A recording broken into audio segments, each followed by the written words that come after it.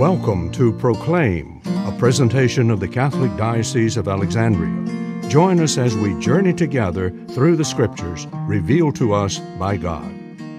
Good morning and welcome to Proclaim. Jesus is not finished with his dire warnings, his dire predictions. He says, "Woe to pregnant women and nursing mothers in those days.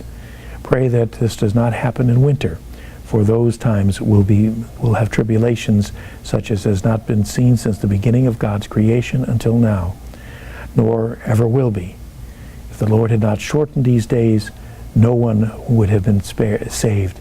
But for the sake of the elect whom he chose, he did shorten those days."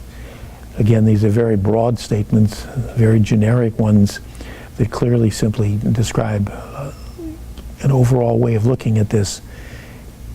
What the idea of shortening the days is really referring to has been debated many times over the centuries, but the idea that this is going to be a time of great turmoil, a great time of desolation, a great time of anxiety, a great time of suffering and even death is unmistakable. That basically the warning is that if you're going to be a follower, don't expect everything to be peaceful and joyous. In fact, you're going to go through heartbreak and tremendous challenges to your faith, and so remain faithful even in spite of that.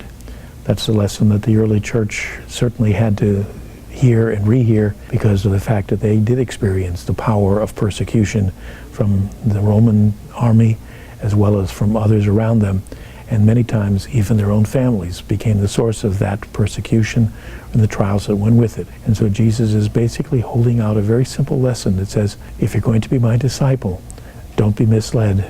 This program was brought to you by Christus Cabrini Hospital.